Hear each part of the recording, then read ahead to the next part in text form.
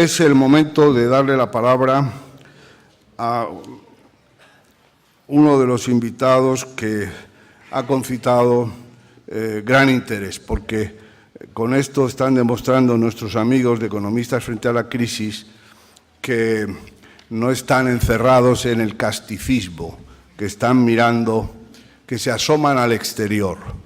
Y han traído aquí y ha aceptado venir en un momento de extraordinaria pulsión política en su país, Arnaud Montebourg, delegado de François Hollande para las elecciones presidenciales en Francia, Hollande en el que están puestas todas nuestras complacencias.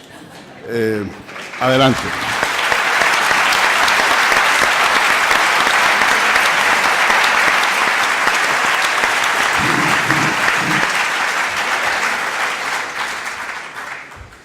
Je peux parler en français, ça va être possible?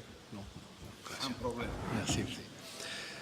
Agradezco mucho vuestra invitación en este periodo muy especial para nosotros franceses, pero también para los ciudadanos españoles que tienen que confrontar a la crisis. Es el debate empezado por los economistas españoles. Tenemos lo mismo en Francia, pero ha sido 2 años antes hoy. Permite que me exprime en francés, que será mejor para vosotros. Le débat que vous avez ouvert en Espagne est un débat très important parce qu'il a un rapport avec la bataille d'interprétation de la crise et donc il dicte d'une certaine manière les solutions à cette crise. Il est évident qu'en France, les économistes atterrés, qui réunissent aujourd'hui 6000 économistes, ont mené un combat très important qui a finalement ouvert le débat intellectuel, donc idéologique et donc politique, il y a maintenant 3 ans, à l'époque de l'effondrement de la banque Lehman Brothers, et a permis de constituer une opposition politique titulaire d'une alternative politique, qui est arrivée à maturité et qui a beaucoup compté dans l'émergence d'abord du débat à gauche, qui s'est tenu à travers les primaires citoyennes, c'est comme ça qu'on les appelait, où François Hollande est sorti vainqueur. J'ai été l'un des candidats qui a porté des idées nouvelles, dont certaines ont été traduites dans votre pays, mais avec lesquelles nous avons fait un chemin commun et nous a permis d'accéder en quelque sorte à une pensée nouvelle, des solutions nouvelles et des propositions nouvelles dans le débat face à la droite française, mais qui s'est traduit idéologiquement dans le condominium Merkel-Sarkozy. Sur la bataille d'interprétation, je voudrais vous dire une chose qui est importante et qui s'est tenue aux États-Unis. Après la crise des subprimes, il y a eu un certain nombre d'analyses politiques libres, des enquêtes de journalistes qui ont montré à quel point la pensée économique avait été achetée par les banques et le système financier. Ça a été d'ailleurs diffusé dans un film qui s'appelle Inside Job, ce qui veut dire le ver est dans le fruit, et qui montre comment toutes les banques d'affaires qui tiennent les agences de notation, donc qui ont pu dissimuler en quelque sorte la vérité sur le niveau d'endettement privé, ont acheté d'abord la pensée économique de grands économistes qui eux-mêmes ont influencé les politiques ou ont permis aussi d'acheter ce que nous on appelle en France le pantouflage, c'est-à-dire le passage de la politique aux grandes banques pour gagner sa vie selon les alternances politiques. Et qui fait que, à la fois les démocrates comme les républicains de l'époque Clinton ont permis de porter un programme de dérégulation financière qui faisait à l'époque consensus. Nous avons connu en Europe cette période, y compris dans l'Union européenne, dans les grandes institutions financières. La pensée politique dominante a permis et organisé en quelque sorte la déresponsabilisation du système financier. Aujourd'hui, tous les peuples ouvrent les yeux et s'emparent de la question économique. C'est devenu en quelque sorte un outil pour les citoyens. Dans la campagne électorale française, dont j'espère et je pense qu'elle sera victorieuse dans quelques jours, nous avons vu à quel point les Français sont devenus des économistes, eux-mêmes. J'ai moi-même mené campagne dans la rue en improvisant des meetings selon des méthodes un peu nouvelles, et en improvisant les meetings, quelle que soit la taille des villes, des endroits, le métro, les supermarchés, nous faisions un travail avec les gens, c'est-à-dire que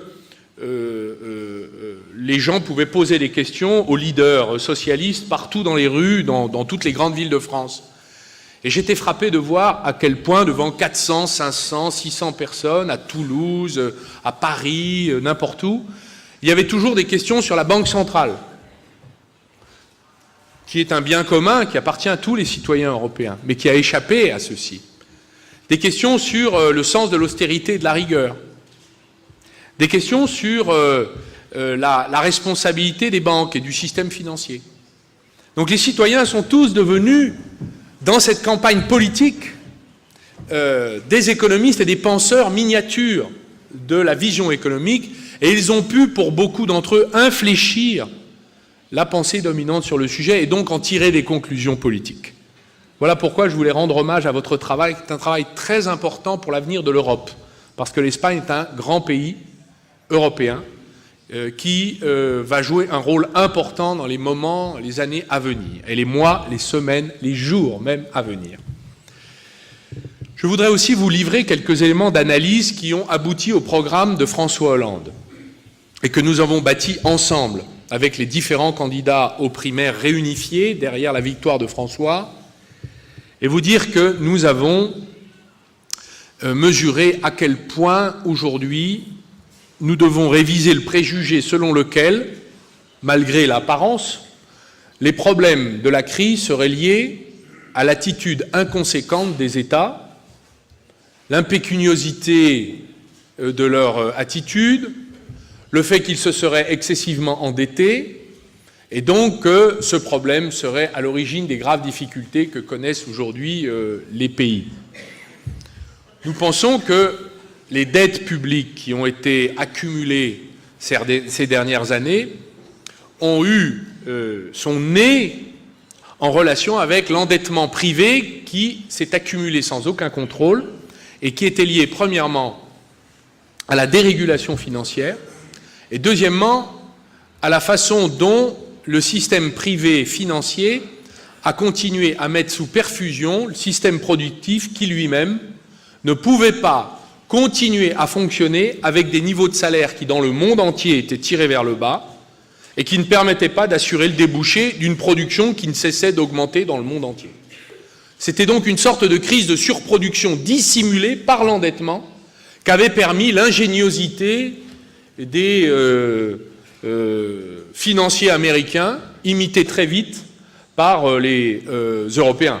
Le système bancaire français a quand même déjà laissé 16 milliards dans les subprimes purement américaines, plus la Banque des collectivités locales franco-belge, 95 milliards. On est déjà à 100 milliards en France. Et pourtant, nous avons un système bancaire qui a à peu près résisté. Et pourtant. Donc on voit un peu l'ardoise qui nous est laissée. Comment se servent les libéraux de la situation actuelle de l'accumulation de dettes publiques, et je cite souvent dans les discours politiques l'exemple ou le contre-exemple de l'Espagne. L'Espagne n'avait pas de dette publique avant, enfin en tout cas avait un excédent budgétaire avant la crise. Elle avait une situation qui était enviée et enviable. Mais la crise a évidemment amené les États à se porter au secours de l'économie, renflouer le système bancaire. D'ailleurs, je crois qu'il y a un chiffre qui a été délivré par M. de Almunia de la Commission européenne, que vous connaissez bien, qui a évalué en 3 ans à la somme de 4 589 milliards le montant des subventions, des avances remboursables, des nationalisations en tout genre, de l'argent public qui est allé s'injecter dans les besoins du système financier européen, tout pays confondu, des 27 pays membres, ce qui est une somme considérable. Ce qui, d'ailleurs, en ce qui concerne la France, nous avons en 4 années depuis 2008 accumulé 619 milliards de dettes en plus, ce qui nous met aujourd'hui dans une situation de surendettement, puisque le gouvernement sarkozyste, aujourd'hui, emprunte sur les marchés financiers pour payer les fonctionnaires. Ce qui est une situation qui est normalement proche de la difficulté, de l'embolie, on va dire. Donc la responsabilité du système financier est fondamentale. Et la première des réactions, c'est de dire qui va payer les conséquences de cette irresponsabilité. Est-ce que ce sont les classes populaires, les classes moyennes, les citoyens innocents dans cette crise? Je me tourne vers les syndicalistes. Ou est-ce que ce sont les responsables de cette crise, qui n'ont d'ailleurs, en France, aucune procédure n'a été ouverte contre aucun dirigeant qui a mené sa banque, son institution bancaire, à cette situation. Il faut le noter. Et cela fait partie des choses que nous disons avec François Hollande, qu'il faudra ouvrir des procédures, mener des enquêtes, demander des comptes. Mais cela ne règle pas le problème financier et économique. Cela crée au moins la cristallisation sur l'endroit où se trouve la responsabilité. Notre stratégie politique est une stratégie qui consiste à dire d'abord la responsabilité, elle n'est pas dans les États, elle est dans le système financier. Donc les États n'ont pas à payer 2 fois le fardeau de soutenir une première fois le système financier pour ses erreurs et une deuxième fois à faire payer par ses contribuables le renflouement du secteur bancaire. C'est pourquoi notre responsabilité politique consiste d'abord à reprendre ce que disent les prix Nobel économie américains. M. Krugman ou M. Stiglitz disent, comme d'ailleurs beaucoup de nos économistes atterrés, comme on les appelle, vos collègues, messieurs, disent en France, quels sont ces gens, ces dirigeants politiques qui attaquent les États alors que les États sont les seuls en mesure de secourir l'économie. Donc ils sont en train de détruire ce qui reste, par idéologie, par intérêt politique, mais aussi par désir d'exonérer la responsabilité du secteur financier de ces dégâts, et cela est évidemment une révolte saine. Quelle est la réponse politique que nous voulons opposer, y compris au sein de l'Union européenne? D'abord, la première des responsabilités, c'est de faire payer les dégâts de la crise par le système financier. Pour nous, la taxe sur les transactions financières est un objectif politique qui aurait pu, si elle avait été instaurée il y a 3 ans, régler en 1 an le problème grec. Car quand la France met 35 milliards, le gouvernement français met 35 milliards au pot pour secourir les banques grecques, en fait, il n'aide pas les Grecs. Il aide les créanciers de la Grèce. Donc une partie de ces banques ou des banques qui ont les créances sur la Grèce. Donc on n'améliore pas le sort des peuples, mais on renfloue en permanence les banques. Quand la Banque centrale européenne, comme vous l'avez dit tout à l'heure, injecte de l'argent, non pas pour monétiser la dette publique des États, mais donne de l'argent aux banques à 1%, qu'elle place à 4% en achetant de la dette souveraine sur les dettes publiques des États en difficulté, les banques, avec l'argent des contribuables, donc le remboursement des intérêts, gagnent 3% grâce à ce scandale qui est absolument européen. C'est donc aujourd'hui directement des décisions politiques liées à la responsabilité du système bancaire qu'il faut maintenant prendre. La taxe sur les transactions financières, pour nous, a pour but de nous dégager du problème de la dette publique qui a été accumulée dans la crise et qui a servi à renflouer le système financier, ou qui devrait servir encore, parce que les bilans ne sont pas encore assainis dans tous les secteurs financiers européens. Elle peut rapporter, avec un taux sérieux, une assiette large, applicable dans toute la zone euro, elle peut permettre de dégager 200 milliards. C'est la proposition que nous avons nous-mêmes signé avec la gauche allemande, le SPD allemand, et qui fait partie du programme des socialistes européens. C'est un des enjeux de la conditionnalité sur la renégociation du pacte budgétaire punitif qui a été signé, mais pas encore ratifié par de nombreux pays, ni par la France ni par l'Espagne, sur lequel François Hollande a dit qu'il n'y aurait pas de ratification, s'il était élu par le Parlement français, du traité Merkel-Sarkozy qui provoque tant de problèmes dans toute l'Europe, particulièrement dans votre pays, mais également dans le nôtre, à venir. Notre proposition est donc de faire participer le système financier à l'assainissement des dettes publiques et de les faire payer. Nous assumons la part de notre dette historique qui était liée à des facilités électorales. Nous en sommes capables, elle est d'ailleurs parfaitement soutenable. Mais la part de la dette liée dans tous les pays de l'Union européenne à l'aggravation des problèmes, ce n'est pas aux gens, aux travailleurs et aux plans d'austérité qui sont en train de ruiner l'Union européenne, de la faire disparaître ou s'affaiblir d'une façon assez irrémédiable dans la division internationale du travail, comme vous l'exprimiez tout à l'heure. Nous n'avons pas, nous, à nous affaiblir à ce point pour des raisons idéologiques et de protection d'intérêts privés qui sont les intérêts du système financier. C'est pourquoi notre première proposition, qui consiste à assumer la responsabilité finance, va être une bataille politique que nous assumons au sein de l'Union européenne. Mais aussi, en France, dans le programme de François Hollande, nous avons dans notre programme le projet de démanteler le système financier et bancaire tel qu'il existe et de mettre fin à la banque universelle. La banque qui collecte l'épargne ne pourra plus être la banque qui joue sur les marchés avec la dite épargne. Nous avons le projet de créer une banque publique d'investissement pour se mettre à financer l'économie, car notre économie n'est plus financée aujourd'hui par le système bancaire. Nous avons aussi pris l'engagement, dans notre programme avec François Hollande, de fermer les filiales dans tous les paradis fiscaux, avec évidemment une plus forte pression sur les évadés fiscaux, de manière à rapatrier le plus possible d'avoirs illégaux entreposés au titre de l'évasion fiscale, pour amener les contribuables les plus indélicats qui ont profité de la crise, accumulé des richesses, mis leur patrimoine à l'abri, les faire participer à l'effort de reconstruction nationale. Et enfin, c'est un point important, nous avons l'intention de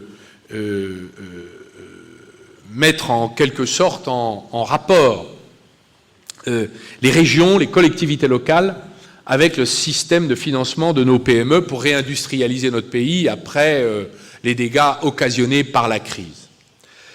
Vous voyez que cet ensemble ne suffit pas, car si nous n'avons pas la banque centrale que tous les pays du monde ont entre leurs mains, c'est-à-dire une banque centrale qui ne s'occupe pas seulement d'inflation, surtout quand il n'y a pas beaucoup d'inflation, mais s'occupe aussi de chômage. Quand il y a beaucoup de chômage, ce serait même recommandé.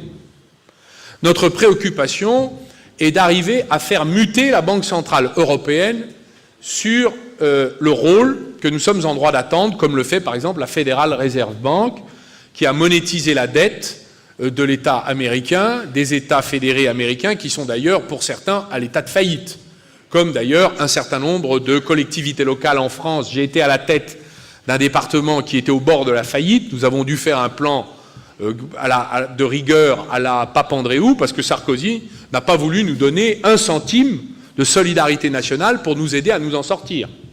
Mais la population a bien réagi parce qu'elle avait compris qui était le responsable de cette situation. Mais nous avons partout en Europe des collectivités locales en faillite, des banques en faillite et des États qui ne sont pas loin de cet état, de cette situation. Et donc, s'il n'y a pas une banque centrale qui monétise la dette pour épargner des plans de récession et d'austérité partout en Europe, nous allons mourir, mais guéris.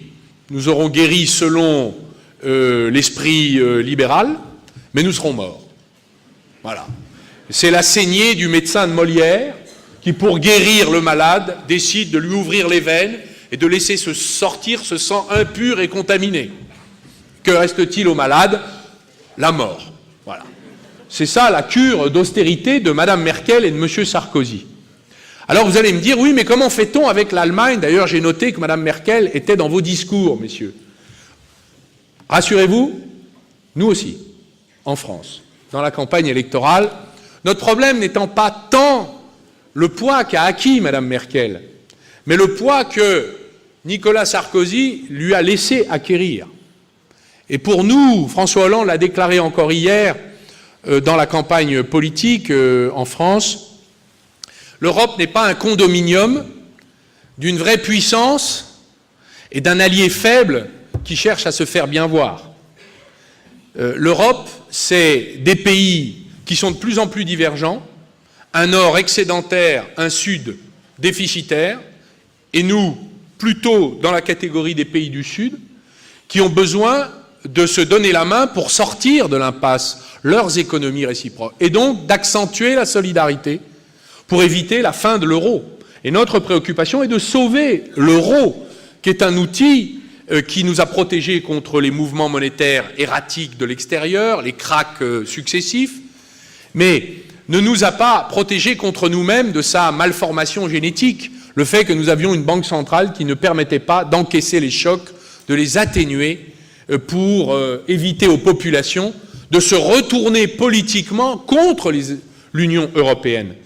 Vous avez noté le vote Le Pen, très important dans notre pays, la France. C'est un vote qui est la conséquence directe d'une radicalisation contre les politiques d'austérité qui se succèdent dans toute l'Europe et qui ont commencé avec les différents gouvernements de M. Sarkozy en France et qui font payer le prix de la crise aux classes moyennes, aux classes populaires, qui n'ont aucune responsabilité dans celle-ci. C'est immoral, injustifié, mais c'est surtout suicidaire. Notre stratégie vis-à-vis de l'Allemagne est d'expliquer à l'Allemagne que celle-ci n'a aucune espèce d'intérêt à continuer à avoir autour d'elle des pays soit en ruine, soit appauvris, soit qui ne pourront même plus acheter ces produits alors que 60% du chiffre d'affaires de l'économie allemande se réalise dans son voisinage immédiat. D'ailleurs, toute la pensée économique sur la croissance qui a commencé avec, et nous avons, nous, été très attaqués par la droite lorsque François Hollande a dit dès le mois de décembre « Je ne signerai pas ou il n'y aura pas de ratification de ce traité s'il n'y a pas les éléments, les contreparties en termes de croissance. » Nous avons été très attaqués par les économistes libéraux, très attaqués par la droite, un peu moqués par quelques dirigeants européens inconséquents, on va dire. Mais très vite, nous avons eu du secours. D'abord, les prix Nobel d'économie américains qui ont expliqué dans toute la presse française que le problème aujourd'hui, ce n'était pas la dette, ce n'était pas les États, ce n'était pas l'inflation, c'était le chômage, la récession et la Banque centrale. Donc ils ont inversé les termes du débat. Il y a eu une très grande interview de Paul Krugman, prix Nobel d'économie, qui a complètement donné une autre perspective et qui a ouvertement ouvert les hostilités en France intellectuelles contre le mercosisme et sa stratégie d'affaissement de l'économie européenne. Et puis il y a eu tous les économistes qui depuis longtemps travaillaient, comme vous le faites, qui se sont levés. Et puis surtout, là, la grande découverte, c'est que même maintenant, les opérateurs les plus spéculatifs, les propriétaires de hedge funds, comme M. George Soros ou le fameux gourou Nouriel Roubini, sont en train maintenant de délivrer des oracles tout à fait nouveaux, expliquant que les marchés, les fameux marchés qui oppriment les États, qui ont mis les États à genoux, sont et dictent leur politique, ont déjà eu la peau de 2 premiers ministres démocratiquement élus, Papandréou et Berlusconi. Je ne porte pas de jugement, surtout sur l'un, plutôt que sur l'autre. Eh bien, ces deux prédateurs expliquent qu'ils ont besoin de croissance. Ah, ils découvrent la croissance. Même les économistes allemands, aujourd'hui, disent à leur chancelière, Mme Merkel, l'Europe a besoin de croissance et l'Allemagne, il se pourrait bien qu'elle ait besoin de l'Europe, donc qu'elle ait finalement, par transitivité, besoin, elle aussi, de croissance. En vérité, la stratégie allemande est une stratégie nationaliste, de cavalier seul, et qui s'est appuyée sur la faiblesse de la France. On roule les mécaniques, mais en vérité, on est faible devant les marchés financiers, le CAC 40 et la diplomatie allemande.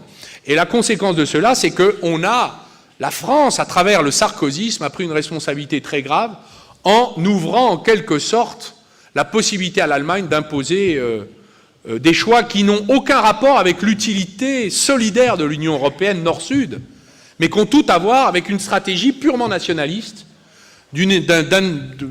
qui doit être et égoïste. Le mot, je l'ai déjà prononcé, même dans les journaux allemands, je n'ai pas reçu de papier bleu du gouvernement allemand pour m'expliquer sur le mot égoïste, mais c'est un mot qui veut bien dire ce qu'il veut dire. Voilà pourquoi la renégociation du traité budgétaire punitif sera très importante. Et pour notre part, vous avez compris, messieurs les économistes, que nous lions la pensée économique, la riposte intellectuelle, à l'action politique et à la reconstruction d'une alternative politique en France, bien sûr, mais également en Europe. Et c'est à ce titre-là que nous défendons un programme alternatif. Pour nous, il s'agit de faire survivre l'Union européenne. Nous ne pensons pas que nous pourrons survivre ou voir survivre l'euro si les économies ne reprennent pas le sens ou le chemin de la solidarité. C'est-à-dire que les pays excédentaires comme l'Allemagne vont devoir augmenter leurs salaires, augmenter les minima sociaux, en contrepartie des quelques efforts de compétitivité qu'on voudra bien faire, mais à la condition que la dette publique ne soit pas payée par les gens qui n'ont que leur travail pour vivre, mais soit payée parce qu'elle a été le produit de l'endettement privé, soit payée par le système financier qui, aujourd'hui, continue de prospérer, fonctionne comme si la crise ne l'avait pas touché et veut maintenir ses niveaux de revenus dans une sorte de bulle spéculative qu'il va falloir politiquement crever. Voilà, je vous remercie.